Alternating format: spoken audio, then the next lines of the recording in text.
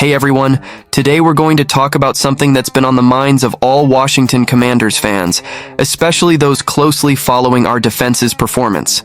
Emanuel Forbes, yes, that's right, is back, and the expectations surrounding him couldn't be higher. The cornerback, who arrived full of hope after being selected in the first round of last year's draft, didn't have the brightest start we expected. But now, recovered from thumb surgery, he's back on the field and could make a difference this Sunday against the Arizona Cardinals. Now, for those who don't know, our defensive coordinator, Whit Jr, has already given some hints about what we can expect from Forbes. But of course, he didn't reveal everything. Whit is an experienced guy and knows how to play with the expectations of fans and opponents. And here, folks, let's talk about the real possibilities for Forbes' return. Will he come back strong? Will he be that dominant cornerback we've been expecting from the start? Or will he continue to be a question mark in our defensive system? Let's talk about all this. And at the end, I'll throw out a question for you to ponder. When we look at last season, it's clear that Forbes wasn't the player we fans all dreamed of. In the first game against the Tampa Bay Buccaneers, he gave up some important plays and seemed a bit lost on the field. And that thumb injury ended up being another obstacle in his journey. But now, with recovery and renewed confidence from the coaching staff, the scenario might change. Mike Sainristil, who took his position while he was out, has been playing well, which puts even more pressure on Forbes to prove his worth. And speaking of pressure, guys, the Commanders' defense as a whole hasn't exactly been a strong point. The lack of depth at the cornerback position is concerning, and that's where Forbes' return becomes even more relevant. If he can elevate his game, our defense could take a significant leap. But, as Whit Jr. said, it will all depend on how he adapts to the system and, most importantly, how he handles vertical plays, which have been the Achilles heel of our defensive scheme. Now, one thing is certain, if Forbes doesn't come back at a high level, he could quickly lose his spot. With Sainristil playing well on the outside, the most obvious chance is that Forbes will be tested at slot corner, a position that requires speed, game reading, and the ability to deal with more agile receivers. Can he establish himself there? Or will we see another rookie shining in his place? That's the big question we fans are all waiting to find out. But hold on, I know you're wondering. What exactly did Whit Jr. say about the plan for Forbes? Well, he was careful with his words, but made it clear that expectations are high. I expect whoever goes out there to play winning football, were his words. And that, folks, is a statement that should echo in Forbes' head. The pressure isn't small. If he wants to stay in the lineup, he'll need to show more consistency and make plays at the right time. It's not enough to just be on the field, he has to be decisive. One of the main flaws we've seen so far in Forbes' game was the difficulty in controlling vertical throws. This was even something Whit Jr. mentioned directly. When we give looks to our own and understand where we want to send the ball, if we have outside leverage, that leverage needs to be used correctly. In other words, the guy has to be on point all the time, with no room for errors. And this is an area that, if he doesn't improve quickly, could compromise his permanence as a starter. So, folks, will Forbes be able to evolve in time to stay at the forefront of the Commanders' defense? Or are we looking at another talent that unfortunately won't live up to expectations? As a fan, I still have hope. We know that injuries hinder any player's performance, and maybe this break was what he needed to come back with a new mentality, more focused and with the desire to silence the critics. Now, we have news that will excite any true fan of our team.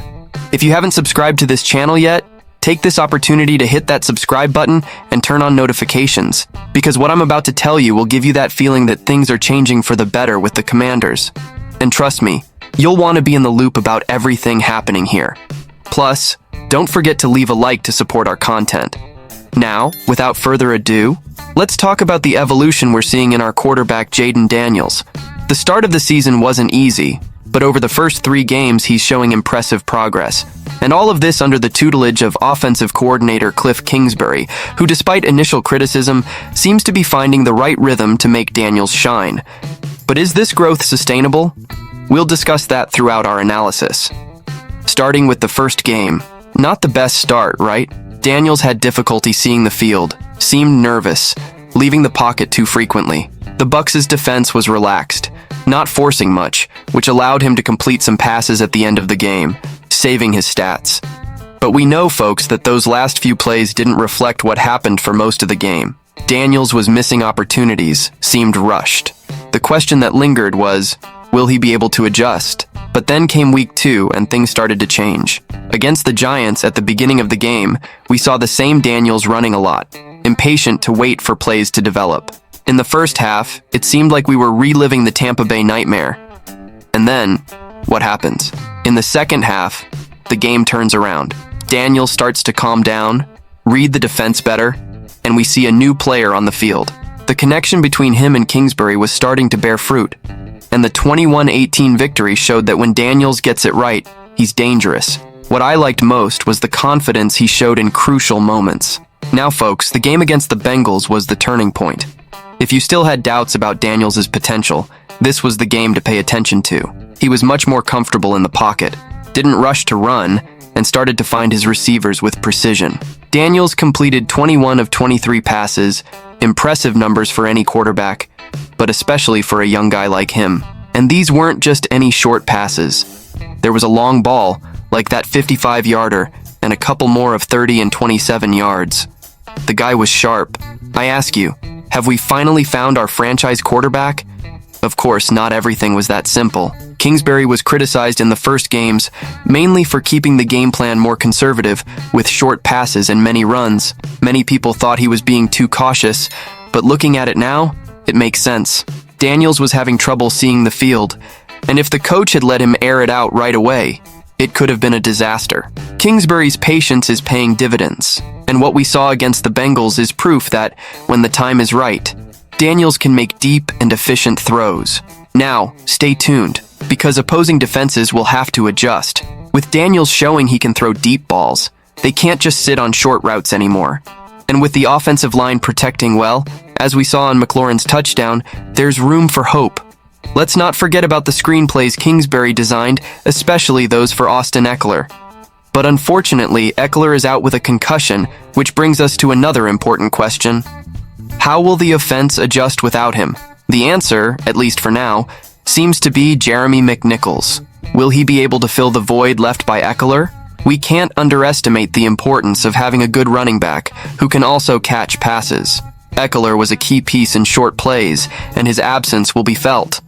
But I trust that Kingsbury has some tricks up his sleeve. He's already shown that he knows how to adjust the game plan, and now will be the time to test his ability to improvise. So, guys, while we're all excited about the offensive evolution, we also need to look at the other side of the ball. The next challenge against the Cardinals won't be easy. The offense led by Kyler Murray, with Marvin Harrison on the team, will put our defense to the test. Can our team contain this duo? The Commanders' defense will need an impeccable game plan, especially against Murray's runs and Harrison's ability to create explosive plays. To wrap things up nicely, folks, let's talk a bit more about expectations for the Commanders' defense. Kyler Murray isn't just any quarterback. His ability to leave the pocket and create unlikely plays is something few defenses can neutralize. Our defensive line will need an almost perfect performance. We're seeing good moments in the pass rush, but will it be enough to pressure Murray and prevent him from making those dangerous throws to Harrison? Another point that deserves attention is our linebacker group.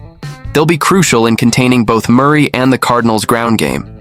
The defensive scheme needs to be flexible, and Kingsbury will need to adjust his offense according to what the Cards' defense presents. The key here will be execution. The plan is there, but the big question is, will our players be able to put it into practice? Now tell me, fans, what concerns you most about the game against the Cardinals? Is it their explosive offense or our ability to maintain offensive rhythm without Eckler? Want to know my opinion? I think the Commanders' defense will be tested to the limit, but if we can contain Kyler Murray, we might come out with a crucial victory.